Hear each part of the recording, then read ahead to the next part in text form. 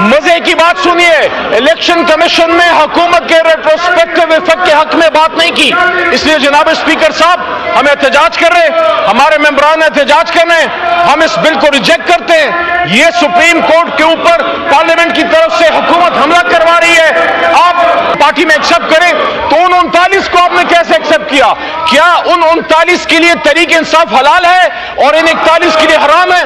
फिर election commission से पूछा कि क्या आप इस फैसले के जो रेट्रोस्पेक्टिव इफेक्ट्स हैं, क्या आप ये बात की कि इलेक्शन कमीशन को हमारा मौक़िफ़ सुनने में और इलेक्शन कमीशन को सुप्रीम कोर्ट का फैसला समझने में गलती हुई? तरीके इंसाफ एक जमात थी। तो स्पीकर साहब, इलेक्शन वाले दिन जब हमारे लोग तहरीक इंसाफ को वोट डालने गए, वहां बैलेट पेपर पे बल्ले का निशान, तो मैंने इलेक्शन से पूछा, इलेक्शन कमीशन से, कि क्या ये डिसऑनेस्टी नहीं है? और दूसरी बात यह है कि जब आप कहते हैं कि बैरिस्टर गौहर साहब या उमर अयूब साहब ये पाकिस्तान तहरीक इंसाफ के आइन के मुताबिक इलेक्शन ना होने की वजह से है कि इन 41 मजे की बात सुनिए, इलेक्शन कमीशन ने हुकूमत के रेट्रोस्पेक्टिव इफेक्ट के हक में बात नहीं की, इसलिए जनाब स्पीकर साहब हम एहतजाज कर रहे हैं, हमारे मेंबरान एहतजाज कर रहे हैं, हम इस बिल को रिजेक्ट करते हैं। ये सुप्रीम कोर्ट के ऊपर पार्लियामेंट की तरफ से हुकूमत हमला करवा रही है। आप पार्टी में एक्सेप्ट करें तो उन 39 को आपने कैसे एक्सेप्ट किया? क्या उन 39 के लिए तरीके इंसाफ हलाल है और इन 41 के लिए हराम है? फिर इलेक्शन कमीशन से पूछा कि क्या आप इस फैसले के जो रेट्रोस्पेक्टिव इफेक्ट्स हैं, क्या बताएं?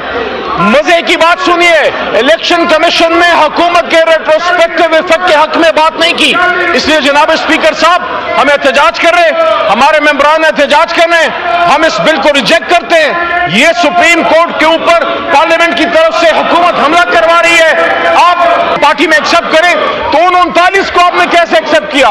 क्या उन 39 के लिए तरीके इंसाफ हलाल है और इन 41 के लिए हराम है?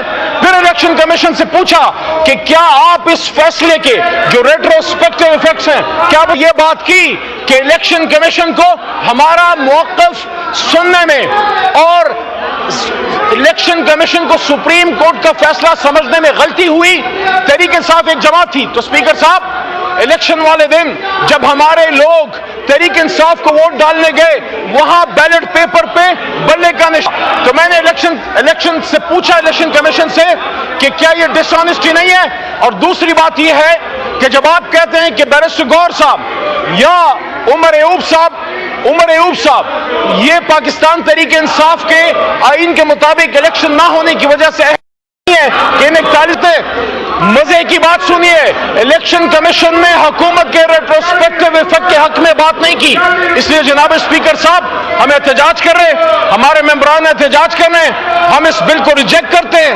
ये सुप्रीम कोर्ट के ऊपर पार्लियामेंट की तरफ से हुकूमत हमला करवा रही है। आप पार्टी में एक्सेप्ट करें